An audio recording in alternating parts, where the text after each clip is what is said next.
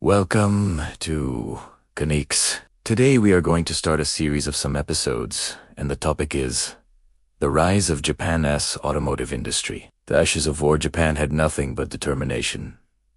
In 1945, Japan was not a powerhouse. It was a nation reduced to dust, cities flattened, factories burned, railroads twisted like paper, and its people struggling to survive each sunrise. No steel. No fuel, no capital, nothing. Yet from this devastation, a global giant would be born. This is the story of how a country with empty pockets but unbreakable spirit rebuilt itself, using scrap metal, homemade tools, and a level of determination the world had never seen. Before Toyota, before Honda, before Nissan, there was only one question. Can an entire nation rise from nothing? Episode 1, The Ashes of War narrator. When World War II ended, Japan faced a reality almost no modern nation had ever experienced. Nearly half of all industrial zones were destroyed. Factories were bombed into skeletons, and those that survived had no fuel to run. Even bicycles rare cars were a distant dream. But inside this devastation lay something the world underestimated. An unmatched national discipline, and the hunger to rebuild. Segment 1. A nation with nothing left. The Japanese automotive industry was almost non. The tiny cars built before the war were gone. Engineers had no machines, no tools, no parts. Only piles of twisted metal scattered through ruined cities.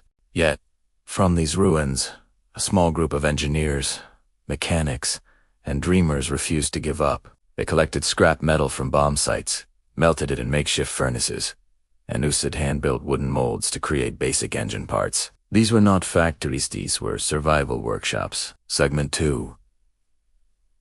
The American occupation changes everything. When the U.S. occupied Japan, they needed vehicles for communication, delivery, and local transport. Fuel was scarce, and heavy American Jeeps were expensive to operate. So U.S. officials approached tiny Japanese workshops with a challenge.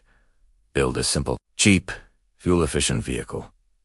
This single request became the spark that reignited the entire industry. Companies like Toyota and Nissan, once weapon suppliers, suddenly had a new mission: build civilian vehicles. But they lacked everything needed. Still, determination filled the void where money could not. Segment 3. Toyota's near death. By 1949, Toyota was weeks away from shutting down permanently. Workers had not been paid for months. Their factories were empty. Kichiro Toyoda, the founder, gathered his exhausted staff and said, "I believe Japan will rise again, and if Japan rises, cars will become its heartbeat." He refused to close. Engineers slept in factories. Workers built parts by hand. Progress was painfully slow, but it was progress. Segment for Honda. The garage that became a revolution across the country. Another genius worked in a small wooden shack. Sushiro Honda.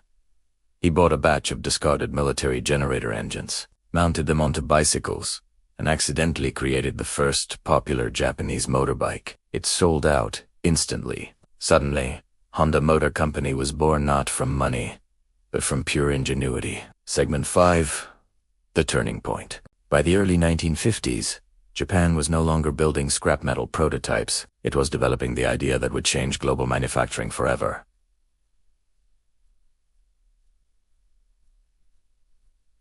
Kaizen: continuous improvement, small steps, daily progress, zero waste. Japan didn't have the resources to compete, so it reinvented how cars were built. American factories relied on size. Japan relied on precision. This philosophy, born from desperation, became Japan's greatest weapon. Segment 6. A nation rising. By the mid-50s, Japanese automakers were producing reliable, fuel-efficient vehicles. Slowly, quietly, they captured local markets. Factories expanded. Workers trained. Quality skyrocketed. The world had no idea what was coming next. But Japan was preparing for domination. Motivational finish. Japan's automotive empire didn't begin with power. It began with emptiness, then filled it with effort. They prove that greatness isn't built from what you have, but from what you believe you can become. If Japan could rise from ashes with nothing but determination, what's stopping you from building your dream? Ending Q E S D O N mas seta. What part of Japan's rise inspires you the most, and should we continue this series? Tell us below. And don't forget to like, share, and subscribe for episode 2.